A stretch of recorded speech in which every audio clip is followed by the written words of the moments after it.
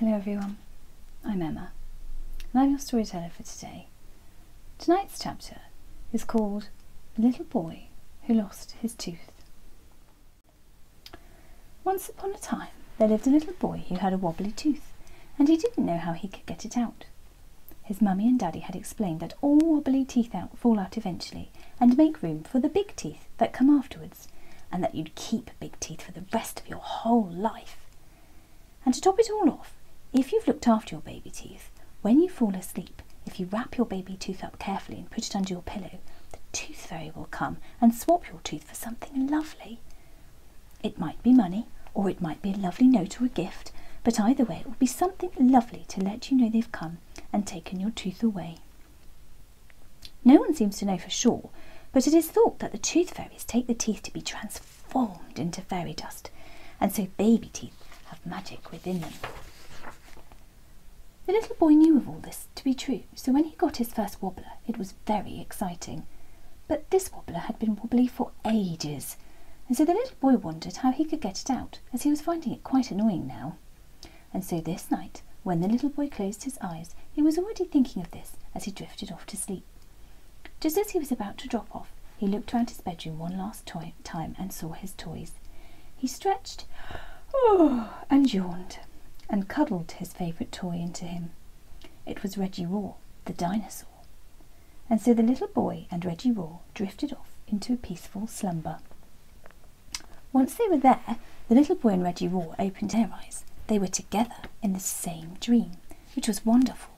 And so Reggie Raw suggested perhaps they should find out how they could loosen the little boy's wobbly tooth. The little boy thought this was a fabulous idea, and so off they adventured. They walked along and found themselves in a jungle. The first animal they came to was a Leo lion cub. Leo looked just like the lion on the little boy's shelf at home. Leo, having big teeth himself, must surely know how the little boy could get out his wobbly tooth. But alas, the lion couldn't remember, and all he could think of was if the little boy tried eating a hard, crunchy apple straight from the fridge. But the little boy had already tried that, and so they kept walking. The next animal they came to was Millie the moo cow. Millie looked just like the cow the little boy had on his card someone had sent him for his dancing competition that said, "You can really move." Millie, it turned out, was also a dancing cow, as she proved by doing a little jig. She didn't know much about teeth though, and alas, she could only think to try and shake it out by grooving and moving, and every now and again giving the tooth a good twist. And so the little boy and Reggie Raw had a go at moving and shaking with the rhythm, and although it was good fun, he couldn't get his wobbler to come out.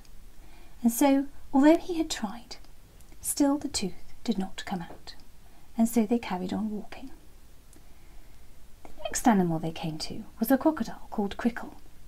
Crickle was known to be very knowledgeable, and surely a crocodile with so many teeth would know how to get out a wobbler. But alas, Crickle only knew about animal teeth and not about human teeth, and so all she could think of was to chew something really tough, like toffee or cheese, in the hope that it would stick to the tooth and pull it out. But the little boy had tried that, and still the tooth did not come out.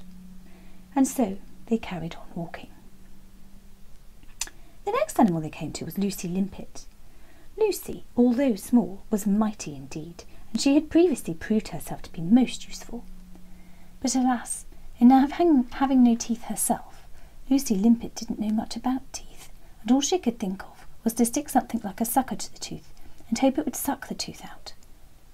But the little boy had already tried that with his sucker bow and arrow set, and the tooth was too small, so it wouldn't stick, and so still the tooth did not come out. And so they carried on walking. The next animal they came to was Andrew the ape. Andrew was known for being a handy kind of fellow, and he was very good at creating things. He'd made himself a whole range of climbing things and rope swings, and he was clearly a dab hand at tying knots. "Do you know how I can get my tooth out?" said the little boy. He was getting quite frustrated, and he wasn't sure how much time he had left in his dream to figure it out. Andrew the ape had an idea. He told the little boy to wait there, and he disappeared off to fetch something. He was back in a flash, and with him he had the tiniest piece of thread. It didn't look like much to the little boy, But then Andrew the ape made a little loop like a lasso, and he showed the little boy how he could tie it around his tooth and pull it gently to tug the tooth out.